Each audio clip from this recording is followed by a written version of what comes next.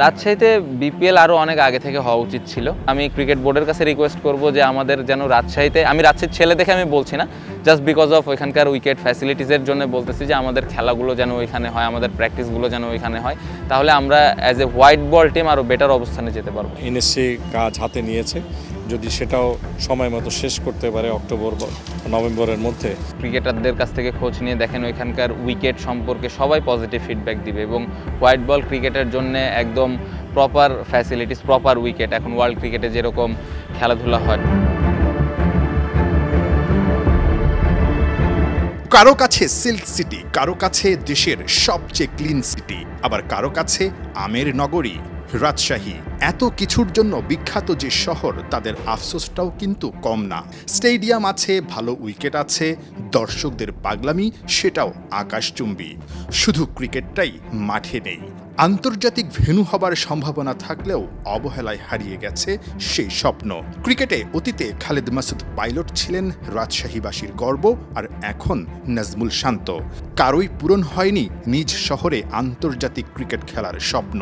BPL দিয়ে সেই স্বপ্নের পথে হাঁটতে চান নাজমুল শান্ত। আপনি কি চান যে আসলে রাজশাহীতে বিপিএলটা হোক, বা হওয়ার জন্য কতটুকু প্রস্তুত মনে হয়? বিপিএল আরও অনেক আগে থেকে হওয়া উচিত ছিল।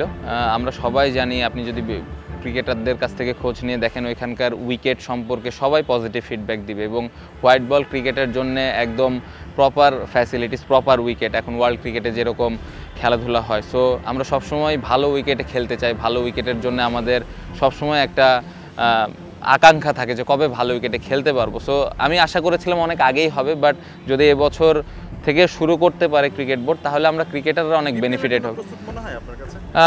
যদি বৃষ্টি না হয়, বৃষ্টি হলে একটু গ্রাউন্ড ফ্যাসিলিটিসটা ইমপ্রুভমেন্টের জায়গা আছে। যদি এই জায়গাটাতে ক্রিকেট বোর্ড একটু নজর দেয় যে কীভাবে গ্রাউন্ডটার ড্রেনেজ সিস্টেমটা আর একটু বেটার করা যায় এবং ড্রেসিং রুমগুলো বেটার করা যায়, এই জিনিসগুলো যদি ঠিক করা যায় তাহলে খুব তাড়াতাড়ি টুর্নামেন্টটা করা সম্ভব। এবং খুবই ইম্পর্টেন্ট, আমি ক্রিকেট বোর্ডের কাছে রিকোয়েস্ট করব যে আমাদের যেন রাজশাহীতে, আমি রাজশাহীর ছেলে দেখে আমি বলছি না, জাস্ট বিকজ অফ ওইখানকার উইকেট ফ্যাসিলিটিসের জন্য বলতেছি যে আমাদের খেলাগুলো যেন ওইখানে হয়, আমাদের প্র্যাকটিসগুলো যেন ওইখানে হয়, তাহলে আমরা as a white ball team আরও বেটার অবস্থানে যেতে পারবো। মাস্টার প্ল্যান হাতে নিয়েছে বিসিবিও।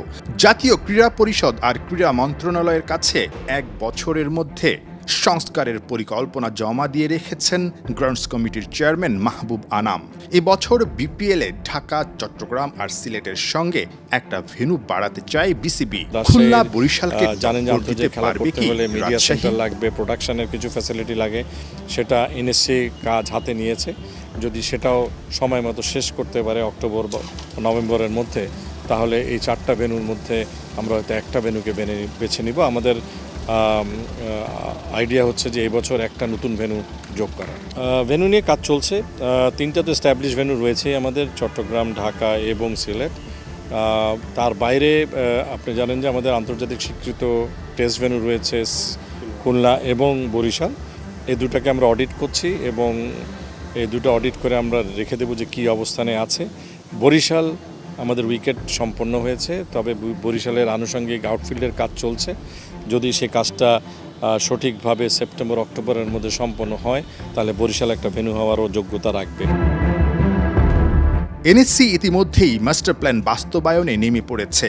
ফ্লাড লাইট, মেডিকেল রুম, আধুনিক ড্রেসিং রুম, আন্তর্জাতিক মানসম্পন্ন কমেন্ট্রি বক্স, ভিআইপি স্ট্যান্ড, এমনকি একটা ক্রিকেট একাডেমি, সঙ্গে দারুণ প্রেস বক্স। স্বপ্ন না, সবই দেখা যাবে বাস্তবে রাজশাহী স্টেডিয়ামে। নাহিয়ান বিন জসিম, 71।